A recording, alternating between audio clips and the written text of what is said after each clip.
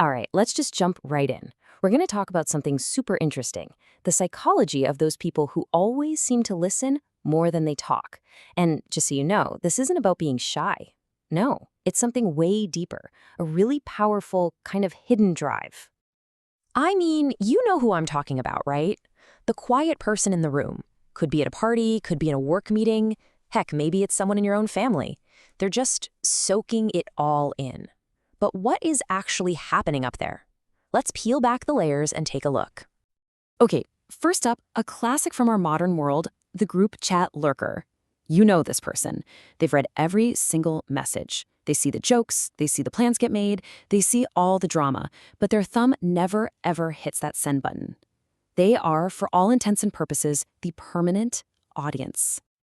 And then, of course, you've got the silent meeting analyst at work, right?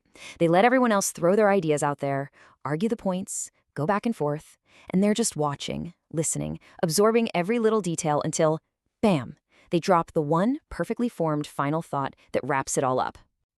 Oh, and this one's a classic, the dinner party detective. They are so good at conversation. But then you get an hour in, and you have this sudden realization. They've been asking you all these questions about your life, your job, what you think about everything, and you know absolutely nothing about them. Zero. So what's the deal with all these people? What's the common thread?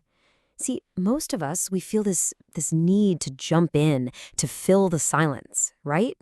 But these folks, they consistently fight that urge. So the big question isn't what they're doing, it's why. And that's exactly what we're about to get into. All right, let's talk about what's really happening in their head. This is so important. Being quiet like this is not a passive thing, not at all. It's a super active internal process. It's like they're running some kind of advanced social software in the background of their mind. The key idea here is something called high monitoring. The best way to think about it is like having a really, really sensitive social radar. These are the people who are just dialed into all the stuff most of us completely miss. You know, the subtle shift in someone's posture, the tiny little change in their tone of voice, those fleeting micro-expressions. For them, it's a constant flood of information. And here's a great way to picture it. If a normal conversation is kind of like a game of ping pong, back and forth, the silent observer isn't even playing. Nope. They're the high-def, slow-motion camera on the sideline, analyzing everything. The spin on the ball, the player's strategies, the whole flow of the game, all before they'd even think about picking up a paddle. Okay, so now we get what's going on upstairs. But now let's tackle the why. Why do they do this? Turns out there are pretty much three main reasons, three core drivers behind this intense observation. So number one, acute empathy. By just listening, by focusing 100% on the other person, they can get a really, really deep understanding of where that person is coming from. Then, number two is about social control. They're waiting. They wait until they have the full picture so that when they finally do speak, it's going to be impactful and it's not going to cause any unnecessary drama. And finally, number three, a fear of vulnerability. I mean, think about it. Speaking up is a risk, right? It exposes you. So for some, just watching is a way to protect themselves, a shield against being judged. Now, this kind of behavior isn't new or anything, but our world today, the digital world, it's like the perfect incubator for it. Our screens are basically designed to encourage and reward being a silent observer.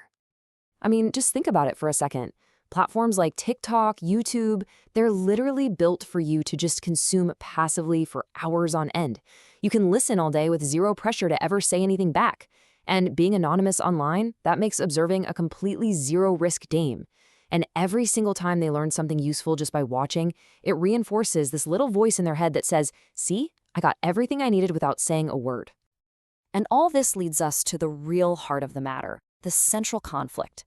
Because being a silent observer, it's a genuine superpower. It really is. But, and this is a big but, it comes with a huge cost. It's a total paradox. So let's break down this trade-off. On the one hand, the superpower is this amazing mastery of context. They just get situations on a level most of us don't. But the cost? Hidden potential. All their brilliant ideas might just stay locked up inside. They can build these really deep connections because they're such good listeners, but they also risk emotional distance because they aren't sharing themselves. And yeah, when they finally do speak, their contributions are super impactful, but all that constant analyzing, it can lead to some serious decision-making fatigue. It's exhausting. And this right here is probably the single most important takeaway from all of this. It's the big reveal.